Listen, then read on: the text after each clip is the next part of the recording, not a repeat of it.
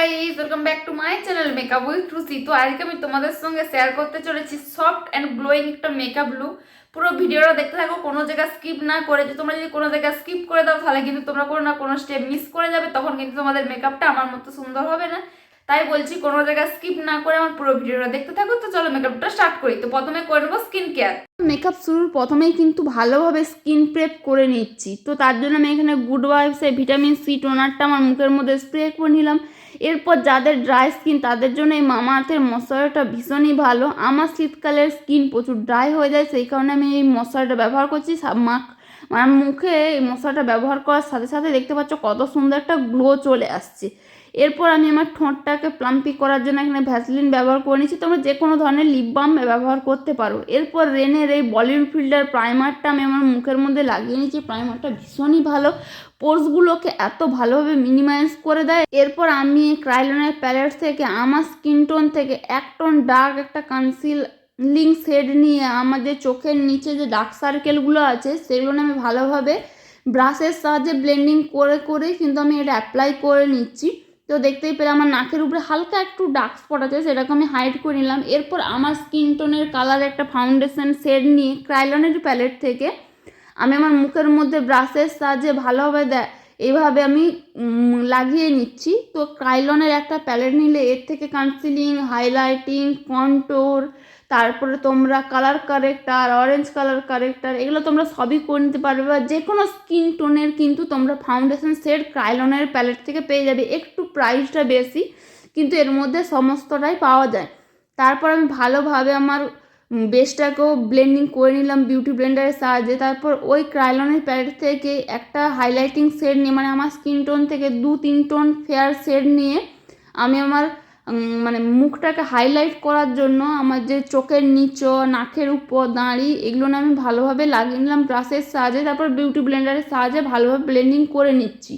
তো আমার বলতে বলতে ব্লেন্ডিংটা করাও হয়ে গেছে। এরপর আমি আমার বেসটাকে সেট করব। তো বেসটাকে সেট করার জন্য এখানে আমি নিয়ে নিচ্ছি মার্সেল লুজ পাউডার। তোমরা চাইলে যে কোনো কম্প্যাক্ট পাউডার দিয়ে তোমরা বেসটাকে সেট করে নিতে পারো। আমার কাছে লুজ পাউডারটা ছিল এই মুহূর্তে আমার হাতের কাছে, সেই জন্য আমি লুজ পাউডারটা দিয়ে আমার বেসটাকে সেট করে নিলাম।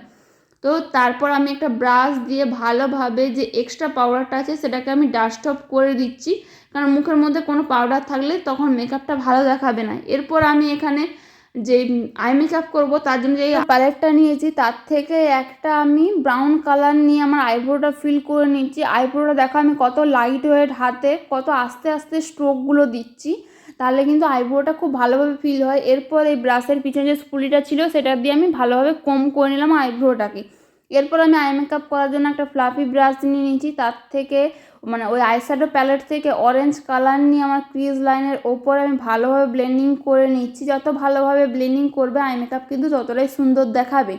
তো আমার দুটো চোখের ক্রিজ লাইনের উপরে ভালোভাবে ব্লেন্ডিং করা হয়ে গেছে। এরপর আমি এক ব্রাউন রেড কালার নিয়ে আমার আউটার কর্নারের দিকে আমি ভালোভাবে ওই শেডটাকে প্লেস করে নিচ্ছি। দেখতেই পাচ্ছ আমার ব্রাশটা ঠিক আমি কোথায় কিভাবে প্লেসটা করছি। এরপর আমি বড় ফ্লাফি ব্রাশটা দিয়ে পুরোটাকে ঘুরে আমি স্মাজ করে নিচ্ছি যাতে কোনো রকমের কোনো ক্রিজ না থাকে। তারপর বাকি আমার আই মেকআপটা, আমার ক্যামেরাটা কী করে অফ হয়ে গেছিলো সেই কারণে আমার বাকি আই মেকআপটা তোমাদেরকে দেখাতে পারিনি, কিন্তু আমার চোখের মানে সামনেটায় আমি একটা পার্পেল কালারের শেড নিয়ে ভালোভাবে মানে হাইলাইটিং পার্পেল কালার নিয়ে আমি ওখানে লাগিয়ে নিয়েছিলাম। লোয়ার ল্যাশ লাইনটাও আমি স্মাজ করে নিয়েছিলাম। তারপর আমি এখানে মেবিলিনের লাইনার দিয়ে আমি লাইনারটাও পরে নিলাম। তো দেখতেই পাচ্ছ আমার চোখের মেকআপটা দেখলেই বোঝা যায় যে আমি কি করে আমার আই মেকআপটা করেছি। তো আমার চোখের সামনেটা তোমাদেরকে যেটা বললাম যে পার্পেল কালারের শেডটা নিয়ে আমি মানে হাইলাইটিং শেড নিয়ে আমি ওখানে স্মাজ করে নিয়েছি। এরপর আমি মার্সের মাস্কারা দিয়ে আমার লোয়ার ল্যাশ লাইন, আপার ল্যাশ লাইন আমি ভালোভাবে মাস্কারাটা পরে নিলাম। এরপর আমি ল্যাশটাকেও পরে নিয়েছি। এবার আমার লিপটাকে লাইন করার জন্য মার্সের লিপ লাইনার দিয়ে আমি প্রথমে আমার লিপটাকে লাইন করে নিচ্ছি। এটা একটা মেরুন কালারের লিপ লাইনার বলতে পারো। তো এই মেরুন কালারের লিপ লাইনারটা দিয়ে আমি প্রথমে লিপটাকে লাইন করে নিলাম। এরপর একটা অরেঞ্জ কালারের লিপস্টিক নিয়ে আমি লিপস্টিকটা পরে নিচ্ছি। এই লিপস্টিকটা লোকাল আমি দোকান থেকে কিনেছিলাম, কিন্তু ভীষণই ভালো, লং লাস্টিং ওয়াটারপ্রুফ লিপস্টিকটা তোমরা একবার ট্রাই করতে পারো। এই ধরনের লিপস্টিকগুলো প্রাইস কিন্তু কম, কিন্তু খুব ভালো লং লাস্টিং এই লিপস্টিকগুলো। এরপর আমি মার্সের প্যালেটটা থেকে ব্রাউন কালারের শেড নিয়ে আমি কন্ট্রোল করে নিচ্ছি। তো আমি কোথায় কন্ট্রোল করছি তোমরা দেখতেই পাচ্ছ। আমরা মুখটাকে মানে এইভাবে যখন আমরা সেলফি তুলি, আমরা মুখটাকে পাউট করি, সেই পাউট করার পর আমাদের মুখের মানে আমাদের গালের দু সাইডের যেই জায়গাটা ভিতর দিকে ঢুকে যায় সেই জায়গাটায় কিন্তু কন্ট্রোল করতে হয়। তো সেখানে আমি কন্ট্রোলটা করে নিলাম, আর আমি ব্রাশটা কীভাবে ব্যবহার করছি সেটাও কিন্তু তোমরা দেখতে পাচ্ছ।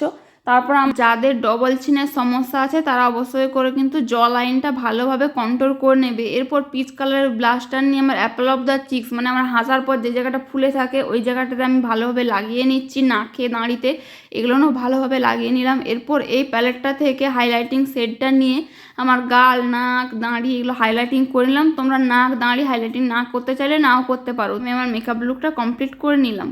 তো দেখতেই পাচ্ছ আমার এই গ্লোয়িং মেকআপ লুকটা কমপ্লিট হয়ে গেছে, আর কতটা সফট আর গ্লোয়িং দেখাচ্ছে এই মেকআপ লুকটা। তোমরাও চাইলে ট্রাই করতে পারো। আর আমার ভিডিও ভালো লাগলে অবশ্যই করে আমার চ্যানেলটা সাবস্ক্রাইব করে দেবে, পাশে থাকা বেল আইকনটা অন করে দেবে, যাতে আমি নতুন নতুন ভিডিও আপলোড করার সাথে সাথে তোমরা নোটিফিকেশন পেয়ে যাও। আমার ভিডিওটা অনেক অনেক